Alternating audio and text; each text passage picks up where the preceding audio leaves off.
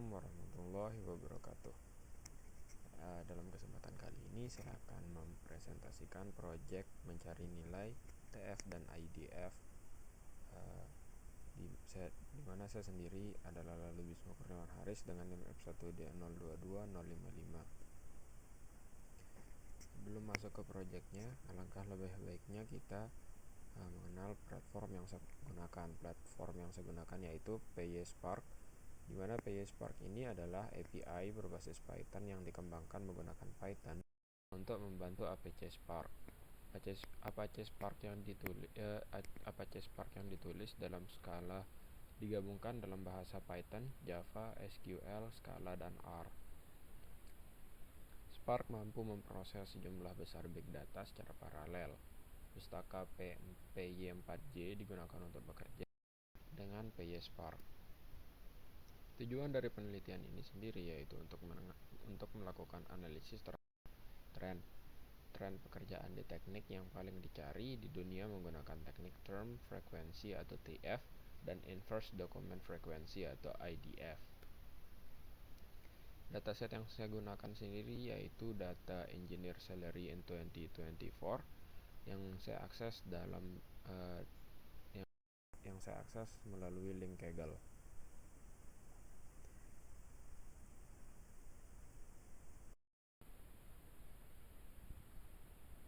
Berikut merupakan code yang saya gunakan untuk menjalankan program, di mana saya menggunakan 4 library yaitu Spark Session, Call, Tcompiler, dan OS. Pertama-tama saya mendeklarasikan Spark, lalu menggunakan CSV path yang menunjukkan alamat dari proyek saya. Lalu saya akan memverifikasi apakah file ada di dalam path tersebut. Lalu saya membuat data frame yang berisikan true, lalu menampilkan data dari hasil tersebut. Kemudian saya memeriksa apakah kolom job ada di dalam data frame, lalu menghilangkan baris dan nilai null dalam kolom job title. Lalu saya melakukan tokenisasi teks dan menampilkan beberapa baris hasil tokenisasi. Setelah itu saya menghitung TF atau term frequency dan menampilkan TF tersebut. Code ini digunakan untuk menghitung IDF atau inverse document frequency dan menampilkannya. Lalu stop program tersebut. Berikut merupakan hasil run dari ya. Yang pertama hasil TF. Hasil TF ini menunjukkan datanya dan kata per datanya, di mana datanya itu saya ambil menggunakan data job title yang hanya menampilkan 5 teratas yaitu AI Engineer, Data Engineer, dan Machine Learning Engineer. Lalu untuk IDF saya juga menampilkan 5 data teratas, di mana yang ditampilkan adalah job dan raw features.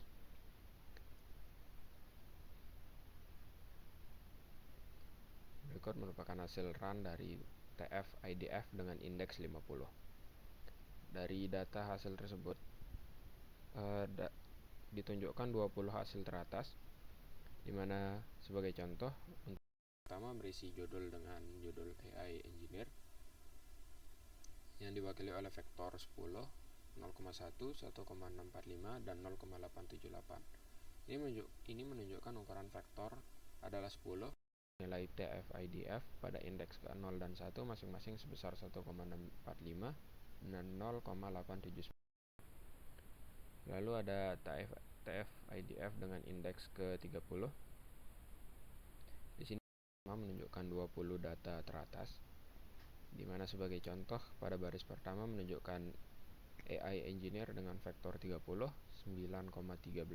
0,881, dan 2,945 yang mengidentifikasikan bahwa ukuran vektor adalah 30 dengan nilai TF IDF pada indeks ke 9, masing-masing sebesar 0,881 dan 2,946.